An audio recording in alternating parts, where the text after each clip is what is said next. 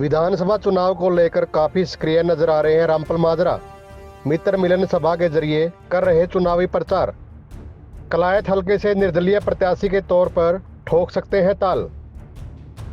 किसानों के समर्थन में बीजेपी को कह दिया था अलविदा।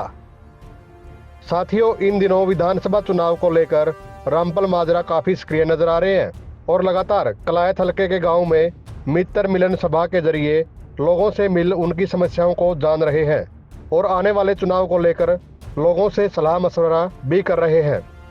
इसी कड़ी में रामपाल माजरा कलायत हलके के गांव नड़ पहुंचे और मित्र मिलन सभा के तहत एक जनसभा करके लोगों से अपने विचार साझा किए। आपको बता दें कि यह कोई पहली दफा नहीं है कि जो रामपाल माजरा ने कोई सभा की हो। इससे पहले भी माजरा कलायत हलके के कई गाँव में दौरा कर चुके हैं। आपको बता दें कि माजरा द्वारा शुरू किए गए मित्र मिलन सभा को जनता का भरपूर समर्थन मिल रहा है और सैकड़ों की संख्या में लोग इन सभाओं में पहुंच रहे हैं।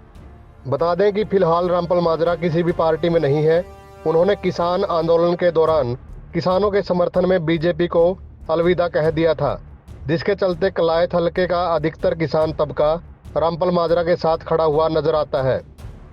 किसी भी पार्टी में न होने पर भी माजरा के कार्यक्रमों में भरपूर भीड़ उमड़ रही है। इसे अंदाजा लगाया जा सकता है कि कलायत हलके में रामपाल माजरा का खुद का वोट बैंक है और उनके खुद के वर्कर हैं जो माजरा के साथ हरदम खड़े दिखाई देते हैं। फिलहाल विधानसभा चुनाव भी नज़दीक है।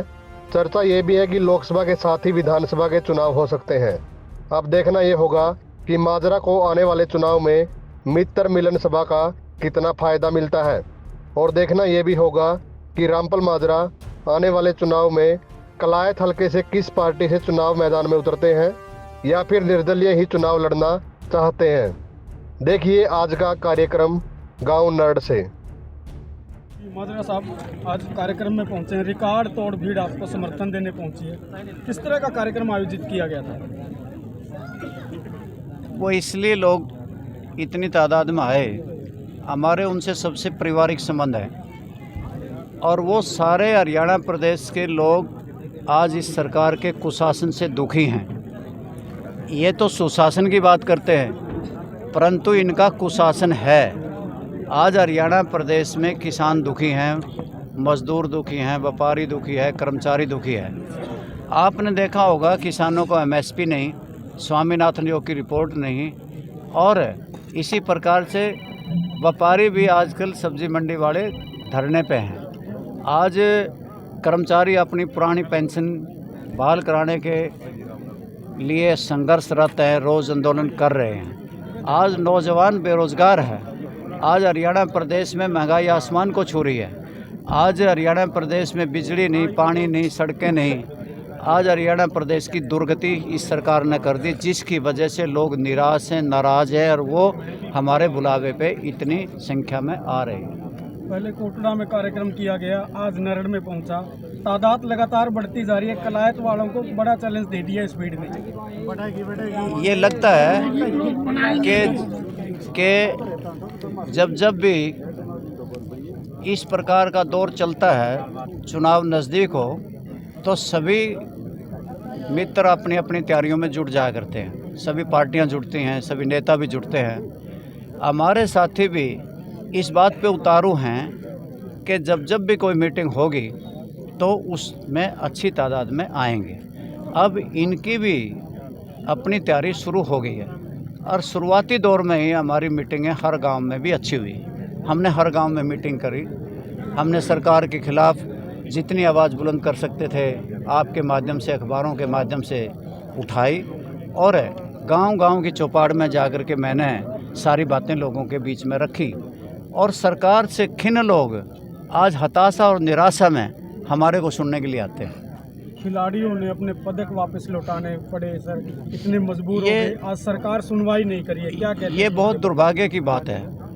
हमारे खिलाड़ी हमारे शिरोमणि हैं, हमारे देश का नाम रोशन करते हैं। आज हताशा और निराशा की वजह से जिस प्रकार का व्यवहार उनके साथ किया गया, उन्हें जंतर मंतर पे धरने देने पड़े, प्रदर्शन करने पड़े और उसके बाद पद्मश्री जैसे अवार्ड को भी प्रधानमंत्री के बाहर वो रख कर के चले आए दरवाजे पे। ये हमारे लिए बहुत लज्जित होने की बात है। खिलाड़ियों को खेल नहीं छोड़ने चाहिए। सत्ताएं आनी जानी होती है, ये सदा थोड़े रहेंगे। फिर भी कोई नया सवेरा आएगा, ये सरकार जाएगी और फिर उन खिलाड़ियों को इस देश का नाम रोशन करना चाहिए। आपका सियासत में काफ़ी लंबा अनुभव है। 141 सांसदों को निलंबित करना कितना ठीक मानते हैं, कितना उचित मुद्दा था निलंबन का? ये प्रजातंत्र के इतिहास में काला अध्याय है कि 146 सांसदों को निलंबित कर दिया गया, जिन्होंने इस देश की 30 करोड़ जनता की आवाज़ को बुलंद करना था। लोकसभा और राज्यसभा में जिन्होंने जाकर के अपनी आवाज़ को उठाना था, अनेकों समस्याएं थी, अनेकों इस प्रकार की बात थी इस देश के सामने, कठिनाइयां थी। जनता की आवाज़ बुलंद करते और उन्हें बाहर बिठा दिया जाए तो यह लोकतंत्र का मजाक है।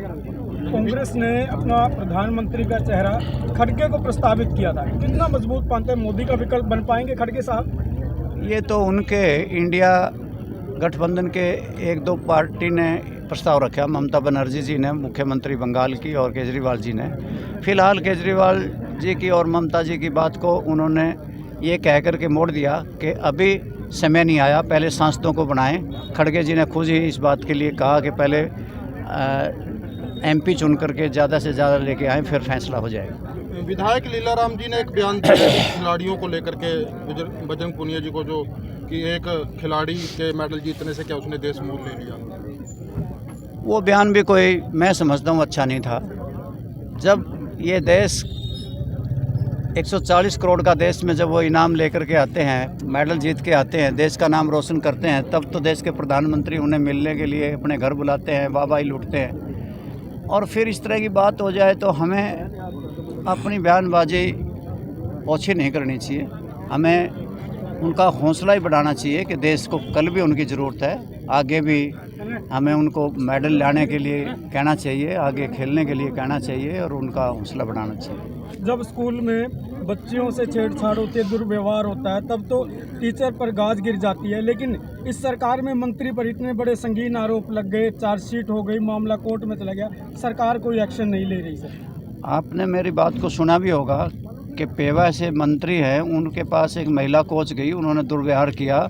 आज तक उनकी कोई कार्रवाई हरियाणा विधानसभा में भी डिस्कशन में नहीं आई और उसको ये कह कर के टाल दिया कि ये जुडिशियल मैटर है, कोर्ट में विचाराधीन है। और इसी प्रकार से हमारे देश के खिलाड़ियों ने भी हमारे WFI के चेयरमैन पर संगीन आरोप लगाए थे, उन पर तक भी कोई आंच नहीं आई। भारतीय जनता पार्टी अपने को बचाने में लगी हुई है, औरों को दंडित करने में लगी हुई है। कलायत से मंत्री जी कभी भी महिलाओं के मुद्दे पर खुलकर नहीं बोलती, कितना संवेदनशील मानते हैं इस मुद्दे को? सर, आप ये बात नोट कर लें कि जब जब भी कोई विधायक मंत्री विधानसभा में बोलता है, उसकी सारी रिकॉर्डिंग होती है और रिकॉर्डिंग की फिर किताब होती है। फिर किताब की कार्रवाई देते हैं, मेंबर को भी देते हैं, जो बोलते हैं उनको भी देते हैं, सभी को देते हैं। और आप भी जा कर के निकलवा सकते हैं कि कौन MLA किस वक्त में कितना बोला। हमारे लिए बहुत दुर्भाग्य की बात है कि हमारी मंत्री ने आज तक हरियाणा विधानसभा में 1 मिनट भी खड़े होकर के एक भी बात इस क्षेत्र की नहीं की। और ये खामोशी कोई राज है, पता नहीं क्यों नहीं बोलते। और मैं ये मान के चलता हूँ, पैसा पैसा करती है, पैसों पे क्यों मरती है, उनके लिए और कुछ नहीं। सर, सियासत आप कर रहे हैं काफ़ी समय से, लोगों का आपका भरपूर सहयोग मिला। 2024 के लिए कोई एक वो संदेश नरेड़ गांव से जिसे सुनकर ये तय करे लोग 2024 में क्या करना है? मेरा फैसला मेरे मित्र ही करेंगे। और मैंने यह भी पूछ लिया उनसे कि दिल्ली की एयर कंडीशन बंगलों में बैठे बड़े बड़े नेताओं से टिकट लूँ कि आपसे लूँ। लोगों ने कहा कि हमारा वाला टिकट लेना वो ठीक रहेगा। मैं ये सोच रहा हूँ कि सारे मित्र मुझे अपना दिल से समर्थन करें और वो जब कर देंगे तो मैं चुनाव लड़ लूँगा। शुक्रिया। मिमिक्री को लेकर के उपराष्ट्रपति ने कहा है कि जाट का अपमान हुआ है, किसान का अपमान हुआ है। ऐसा कुछ नहीं, किसान का अपमान तो तब हुआ था जब वो 380 दिन तक दिल्ली के चारों तरफ बैठे थे, बच्चे बूढ़े और जवान टोल प्लाजाओं पे बैठे थे और 700 से ज़्यादा जानें चली गई थी, तब अपमान हुआ था। किसान का अपमान तो तब हुआ जब आत्महत्याएं किसान करता है, किसान कर्जे के बोझ के नीचे दब के मर जाता है, जब उसको अपनी फसल का सही दाम नहीं मिलता है, MSP नहीं मिलता, तब अपमान होता है। वो उन्होंने चाहिए था उन दिनों भी कूद करके किसानों में आ जाते तो बहुत अच्छी बात होती। आज हम कोई बात मानते भी उनकी, आज इस बात का कोई इससे सरोकार नहीं किसानों।